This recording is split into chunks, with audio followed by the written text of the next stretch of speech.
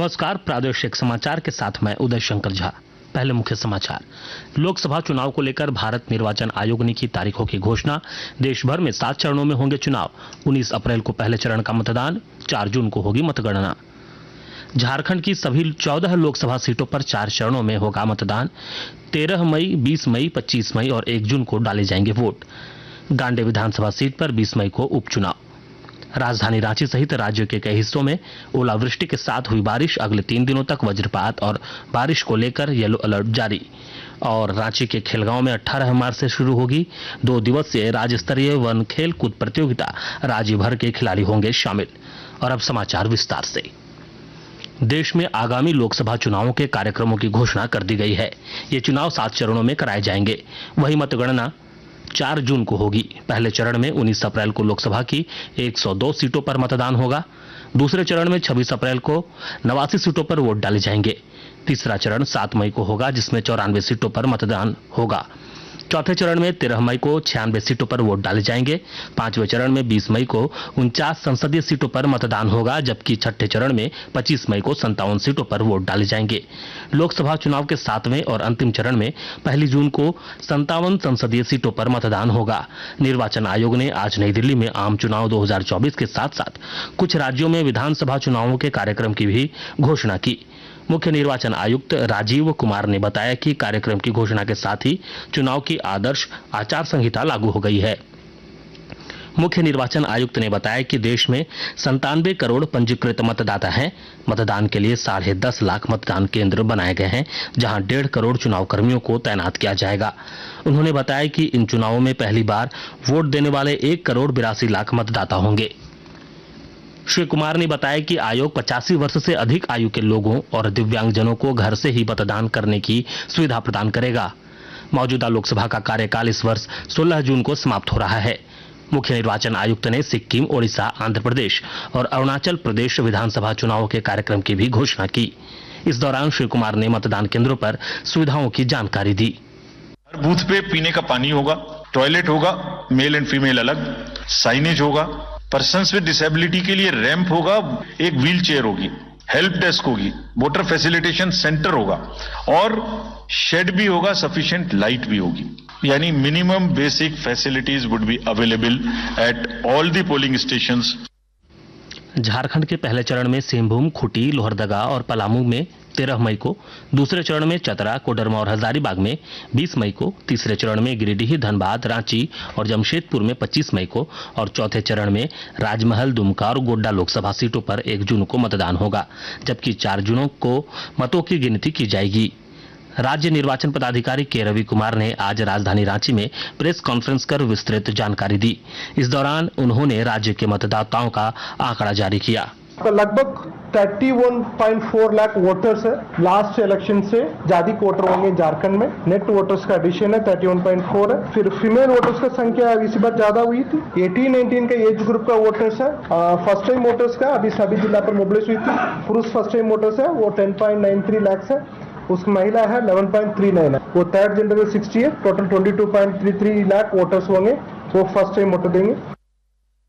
इधर झारखंड की गांडे विधानसभा सीट पर 20 मई को उपचुनाव होगा। बता दें कि गांडे विधानसभा क्षेत्र के झामुमो विधायक सरफराज अहमद के इस्तीफे के बाद यह सीट खाली है। रांची जिला निर्वाचन पदाधिकारी सह उपायुक्त राहुल कुमार सिन्हा ने आगामी लोकसभा चुनाव के गठित कोषांग के सभी वरीय पदाधिकारी और प्रभारी पदाधिकारियों के साथ आज बैठक की। इस दौरान उपायुक्त ने भारत निर्वाचन आयोग के सभी दिशा निर्देशों का पालन सुनिश्चित कराने का निर्देश अधिकारियों को दिया। देवघर के उपायुक्त सह जिला निर्वाचन पदाधिकारी विशाल सागर ने कहा कि गोड्डा लोकसभा सीट के लिए 1 जून को वोट डाले जाएंगे। इस सीट पर मतदाताओं की संख्या 18,37,560 है। उन्होंने 24 घंटे के अंदर राजनीतिक दलों को पोस्टर बैनर हटाने का निर्देश दिया है। सरायकेला खरसावां जिले के गम्हरिया प्रखंड सभागार में लोकसभा चुनाव में आचार संहिता के अनुपालन को लेकर प्रखंड विकास पदाधिकारी प्रवीण कुमार, अंचल अधिकारी कमल किशोर की उपस्थिति में राजनीतिक दलों के प्रतिनिधियों के साथ बैठक आयोजित की गई। इस दौरान सभी राजनीतिक दलों के प्रतिनिधियों से 24 घंटे के अंदर क्षेत्र से अपनी पार्टी के बैनर पोस्टर हटाने का निर्देश दिया गया। लोकसभा चुनाव 2024 को लेकर गुमला के जिला निर्वाचन पदाधिकारी सह उपायुक्त कर्ण सत्यार्थी ने बताया कि लोहरदगा संसदीय क्षेत्र में चौथे चरण के तहत 13 मई को मतदान होगा। लोहरदगा संसदीय क्षेत्र के तहत 5 विधानसभा क्षेत्र आते हैं। इनमें कई क्षेत्र नक्सल प्रभावित हैं। कुल 13 क्लस्टर में मतदान कर्मियों को हेलीकॉप्टर से भेजा जाएगा। उधर रामगढ़ के जिला निर्वाचन पदाधिकारी सह उपायुक्त चंदन कुमार ने फ्लाइंग स्क्वाड दल, स्टैटिक सर्विलांस दल सहित अन्य अधिकारियों के साथ बैठक की। आकाशवाणी के ताजा तरीन समाचारों के लिए आप हमारी वेबसाइट newsonair.gov.in पर लॉग ऑन कर सकते हैं। ताजा समाचार X handle @AIR news alerts और Facebook page All India Radio news पर भी उपलब्ध है।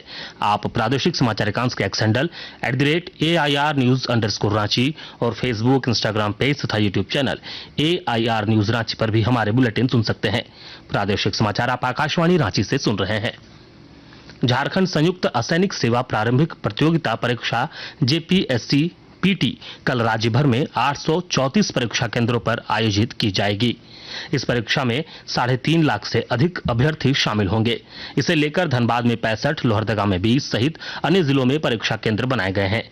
धनबाद के अनुमंडल दंडाधिकारी उदय रजक ने बताया कि सभी केंद्रों के 100 मीटर परिक्षेत्र में निषेधाज्ञा लगा दी गई है। वहीं लोहरदगा में परीक्षा की तैयारियों को लेकर उपायुक्त डॉक्टर वाघमारे प्रसाद कृष्ण की अध्यक्षता में बैठक की गई। उधर हजारीबाग में परीक्षा को लेकर केंद्राधीक्षकों के साथ बैठक कर जरूरी दिशा निर्देश दिए गए। गिरिडीह के झंडा मैदान में आज से 2 दिवसीय जिला स्तरीय किसान मेला सह फसल प्रदर्शनी का आयोजन किया जा रहा है। इसमें जिले के सभी प्रखंडों से किसान, किसान मित्र, प्रगतिशील कृषक शामिल हो रहे हैं। देवघर आने वाले तीर्थयात्रियों की सुविधा को लेकर नगर निगम तेजी से काम कर रहा है।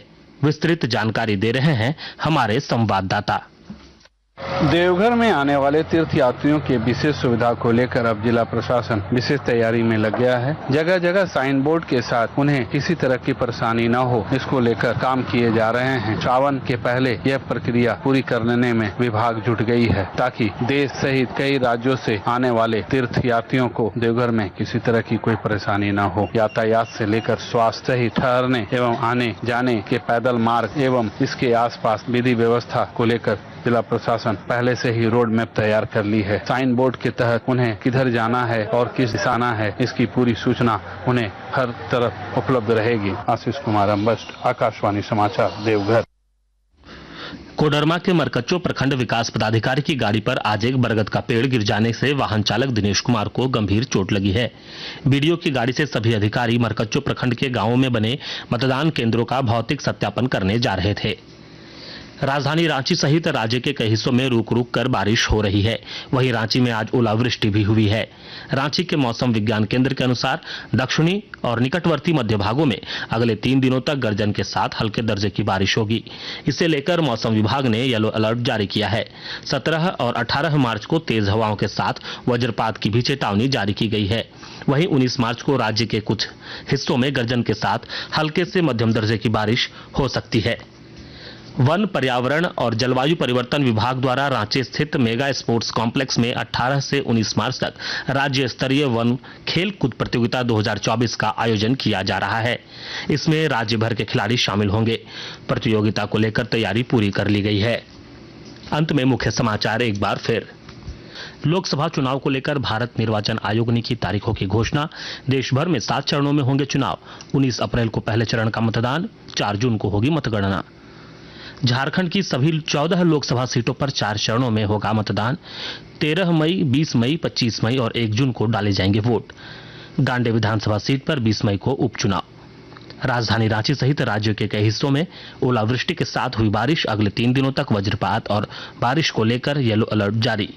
और रांची के खेलगांव में 18 मार्च से शुरू होगी 2 दिवसीय राज्य स्तरीय वन खेल कूद प्रतियोगिता। राज्य भर के खिलाड़ी होंगे शामिल। इसके साथ ही आकाशवाणी रांची से प्रादेशिक समाचार का यह बुलेटिन समाप्त हुआ। नमस्कार।